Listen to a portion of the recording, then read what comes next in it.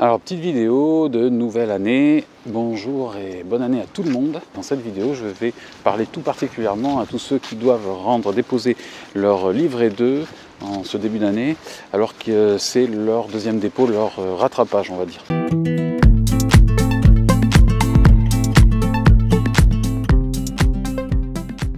Bonjour, je m'appelle Mathieu, je suis éducateur spécialisé. Si c'est la première fois que vous venez, je vous invite à vous abonner et à activer la cloche et laisser un petit j'aime, ça m'aidera beaucoup. Concernant les VAE, concernant les accompagnements au niveau des concours et au niveau de la formation, que ce soit AES, ME ou ES, donc c'est les principales formations dont je m'occupe, prenez au sérieux le fait d'être accompagné. Franchement, même si vous avez de bonnes capacités, même si vous vous sentez motivé, je vous assure qu'il faut tenir dans la durée, et c'est pas forcément évident. Le fait d'être accompagné, en tout cas là je le vois sur un petit peu le bilan que j'ai pu faire cette année, je me suis aperçu que tout simplement, en fait, tous ceux qui n'avaient pas validé tout leur décès, souvent ce sont ceux qui n'ont pas pris, on va dire, un accompagnement sur le long terme.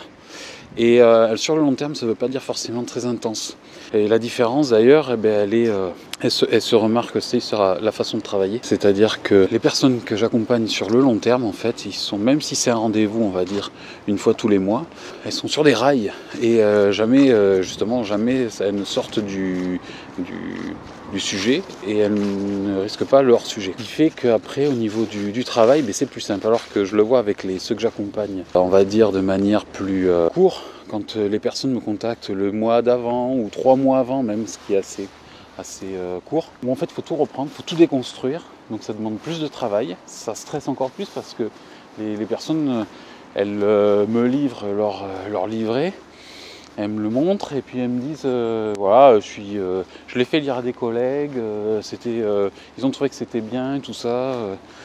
En fait, je suis souvent obligé de leur faire prendre une douche froide. C'est-à-dire que, oui, souvent c'est des écrits assez intéressants, mais c'est pas forcément dans le sujet. C'est dommage de vous lancer, d'écrire, de passer des heures et des heures, si c'est après pour tout déconstruire et mettre un paquet de situations en fait à la poubelle. Parce que je le rencontre souvent dans le DC 3 et 4, parce que c'est là un petit peu où le sujet en lui-même demande de s'écarter de ce que connaissent la plupart des gens qui se font la VAE. C'est-à-dire que les situations cliniques, il n'y a pas trop de place pour une situation clinique dans les DC 3 et 4.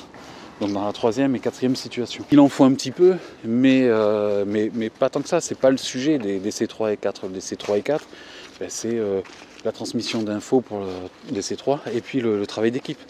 Et alors que le DC4, c'est les dynamiques institutionnelles et puis c'est le réseau partenariat. Et en fait, souvent, ce que je lis dans les livrets, c'est que on va me parler de tel usager et telle personne accueillie, et puis on va me parler de son projet, mais ça va être, on va dire, la moitié de l'écrit. Et il ne faut pas que ça soit la moitié de l'écrit, parce que c'est pas le sujet. Le sujet, c'est le travail d'équipe, donc on doit plus vous voir, vous et vos collègues, que les personnes que vous accompagnez. Et alors, tous les sujets, que ce soit DC3 ou DC4, c'est toujours au service des personnes qu'on accueille, mais ce n'est pas la plus grosse partie de l'écrit. Donc c'est ça qui souvent peut sembler paradoxal. C'est que oui, il y a une situation clinique qui est vraiment anecdotique, on va dire, à la rigueur, en début d'écrit. Après, de suite, vous passez à la partie, on va dire, travail en réseau et partenariat, comment vous l'avez construit, ou le travail d'équipe, qu'est-ce qui s'est dit, comment, etc. Et c'est ça le sujet à chaque fois. C'est pas le projet de monsieur Untel. À la fin, vous revenez sur la situation qui est en fait le prétexte de votre écrit, pour la situation précise de monsieur Untel, etc., etc. Et vous montrez en quoi ce que vous avez mis en place, que ce soit au niveau de l'équipe ou au niveau du partenariat, en quoi ça apporte quelque chose au projet de monsieur Untel ou du groupe. Et là, la boucle est bouclée. Mais ce n'est en aucun cas le sujet principal. C'est un petit détail, mais à chaque fois je ne me lasse pas de le dire parce que c'est très important.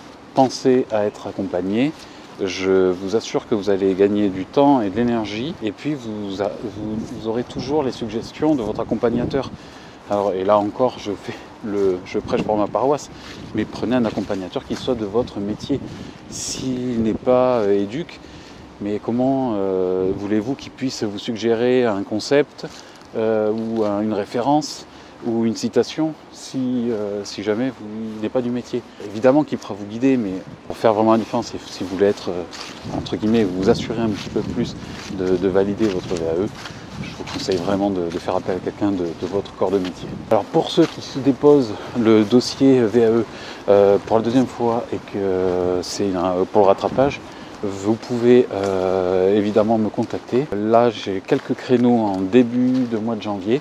N'hésitez pas à demander une séance de travail. Je vous assure qu'une heure déjà, on avance pas mal et on abat du boulot.